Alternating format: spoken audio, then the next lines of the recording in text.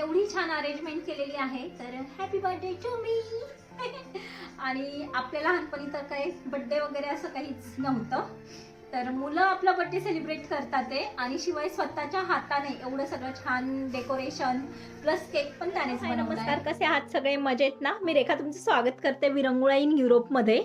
आणि आज 9 फेब्रुवारी म्हणजे अर्थातच माझा बर्थडे. तर आज आणि त्यातून संडे आहे, त्यामुळे दोघांनी सांगितलेलं आहे की तू बिलकुल बाहेर येऊ नकोस, आम्ही तयारी करतो. तर इथला केक म्हणाल तर नीलला बिलकुल आवडत नाही. त्यानंतर जेवणाचं म्हणाल तर इंडियन हॉटेल नाही आहे, आणि पिझ्झा भेटतो छान, पण नीलला मात्र म्हणजे घरचाच पाहिजे. कारण की लास्ट इयरचा ब्लॉग तुम्ही पाहाल तर लास्ट इयर आम्ही जेवणासाठी गेलो आणि हॉटेल बंद होतं, आणि आज संडे तर मे बी 6 वाजता वगैरेच हॉटेल्स बंद होऊन जातील. तर उशिरा जेवणाचे ऑप्शन इथे अवेलेबल नसतात, त्यामुळे जे काही करायचं आहे ते घरातच करावं लागेल आपल्याला. आणि त्यामुळे नीलने आणि यांनी चॉईस केलं आहे की आम्ही केक घरीच बनवणार आहे, कारण की नीलला घरच्या केकची टेस्ट जास्त आवडते. आणि त्याचबरोबर जेवणामध्ये काहीतरी बनवेल, तर काय बनवणार आहे आता मार्केटला जाऊन येतील आणि त्यानंतर डिसाईड करतील. सो आज माझी मज्जा आहे. तर अशी सुट्टी पण एखाद दिवशी पाहिजे. इंडियात आपण कायमच हॉटेलला वगैरे जातो जेवायला, बड्डे वगैरे असेल तर.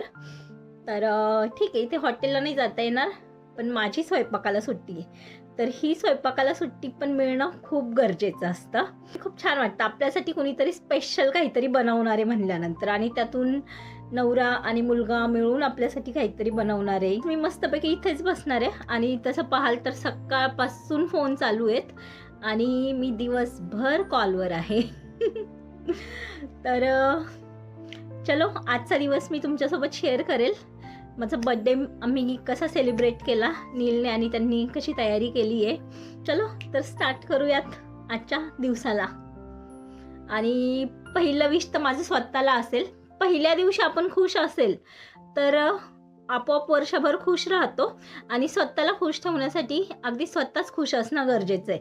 दुसरं कोणी आपल्याला खुश ठेवू शकत नाही, जसं आपण स्वतः खुश राहू शकतो. तर so I am so happy, मी खुश आहे. आणि हॅपी बर्थडे टू मी. दिवसाची सुरुवात मी मला विश करून केलेली आहे.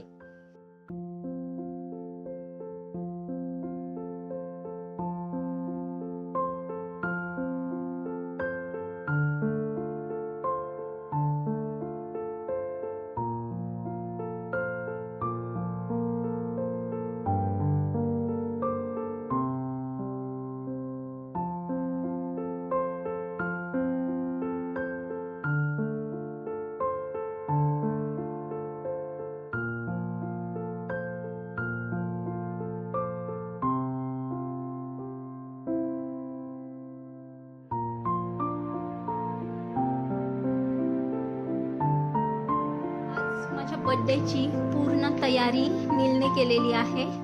खूप सुंदर डेकोरेशन केलं आहे. वाव. आणि त्यांनी सरप्राईज द्यायचं ठरवलं होतं. त्याने केक पण स्वतः बनवलेला आहे आणि हे सगळं डेकोरेशन केलेलं आहे, आणि प्लस आज डिनर डेट अरेंज केली आहे. Happy birthday to me. आणि आपल्या लहानपणी तर काही बर्थडे वगैरे असं काहीच नव्हतं, तर मुलं आपला बर्थडे सेलिब्रेट करतात ते, आणि शिवाय स्वतःच्या हाताने एवढं सगळं छान डेकोरेशन प्लस केक पण त्यानेच बनवला आहे. एवढं सगळं केल्यानंतर खरंच खूप छान वाटतं, आणि I am really happy. Thank you Neel. इकडे बघ.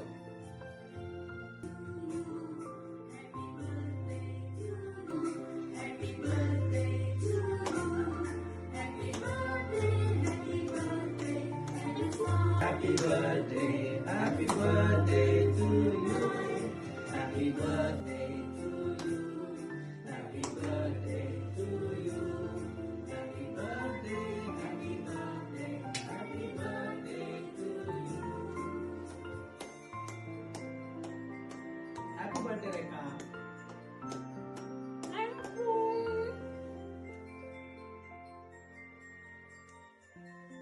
Thank you so much.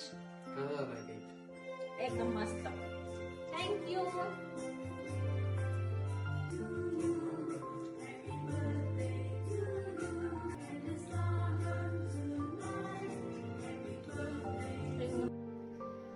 आज जेवणात काय बनवलंय आपण पाहूयात. चलो किचन कडे जाऊन येते एकदा.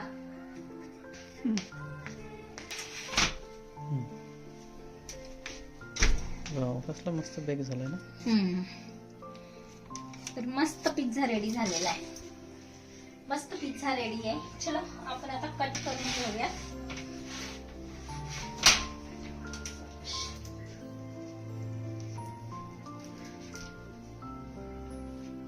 चार करू का तीनच करू?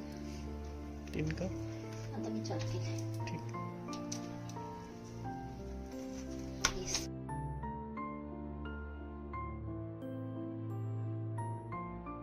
अन्न हे पूर्ण ब्रह्म. तर चलो करो सुरुवात. वाव मस्त छान लागलं. इथे कायमच आम्ही असं घरीच पार्टी करतो, म्हणजे सगळेच जण. त्याच्यामुळे इंडियात आपल्याकडे जे असतं ना, फॅमिलीला वेळ देता येत नाही, तर तोच हा पूर्ण वेळ इथे फॅमिलीसाठी देता येतो आणि तोच महत्वाचा असतो. हॉटेलला जाणं महत्वाचं नाहीये, पण आपल्या बरोबर आपली फॅमिली आपल्या सुखादुःखात असणं हे महत्वाचं असतं आणि इथे तो वेळ देता येतो. नाहीतर ऑफिसवरून येता येतं 8 वाजता, गावाला काहीतरी काम असतं, दुसरं कोणतरी येतं, ह्याच अशा भरपूर गोष्टी चालतात आणि एकमेकांचा वेळ राहून जातो, बरोबर ना. तर हा इथे असा मस्त क्वालिटी टाइम भेटतो.